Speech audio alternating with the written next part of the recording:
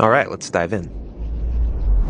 So Job begins with a strange story that takes place up in the heavens, which are described something like a heavenly command center.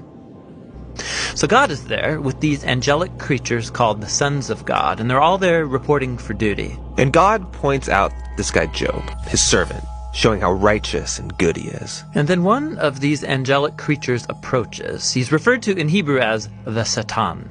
The Satan? Who is this? Well, this word is actually a title, which literally means the one who is opposed. So out of this whole crew, he is the one questioning how God is running the world. And he proposes that Job might not actually love God, that he's only a good person because God rewards him.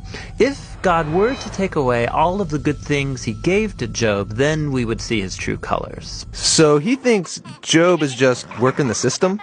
That's exactly right. Maybe he's obeying just to get what he wants. So God agrees to this experiment and allows the Satan to inflict suffering on Job.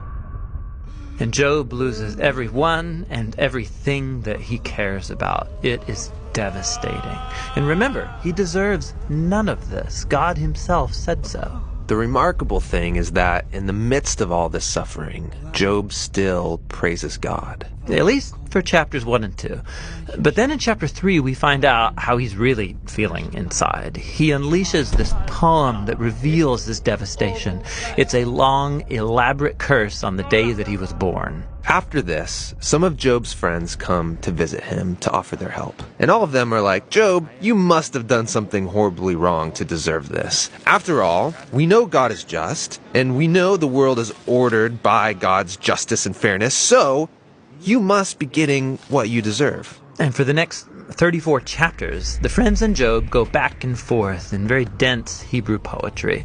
His friends keep speculating about why God might have sent such suffering, and they even start making up lists of hypothetical sins that Job must have committed.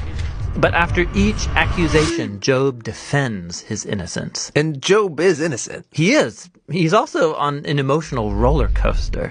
At some moments, he's very confident that God is still wise and just. Yeah, in other moments, he's doubting God's goodness. He even comes to accuse God of being reckless, unfair, and corrupt. So by the end of the dialogue, Job demands that God come and explain himself in person, and God does so. He comes in the form of a great storm cloud. Now, God doesn't give Job a direct answer. He doesn't tell Job about the conversation with the Satan. Yeah, he does something very different. He takes Job on a virtual tour of the universe. He shows Job how grand the world is, and he asks him if he's even capable of running it or understanding it, just for a day. He shows Job how much detail there is in the world, things that we might see every day, but really don't understand at all.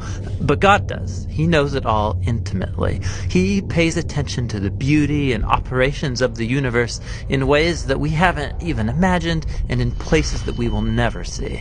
Then to conclude, God shows Job two wondrous beasts and brags about how great they are. Yeah, they are dangerous. I mean, they would kill you without even thinking about it.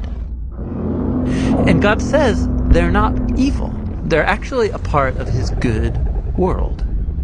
And then that's it. That's God's whole defense. It's kind of weird. I mean, what was this all about? It seems to be this. From Job's point of view, it looks like God is not just.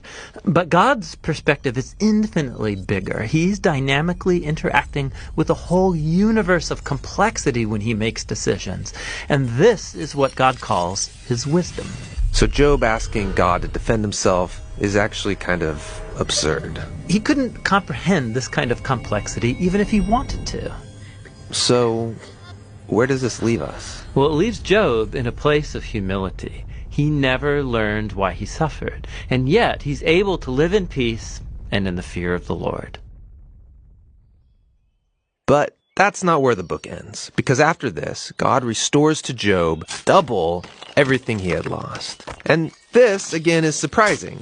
I mean, is this a reward? Is God saying, congratulations, Job, you passed this elaborate test? No, I mean, the whole book just made the point that Job losing everything was not a punishment, and so now getting it back isn't a reward. So why does he get it back? Well, apparently, God, in his wisdom, decided to give Job a gift.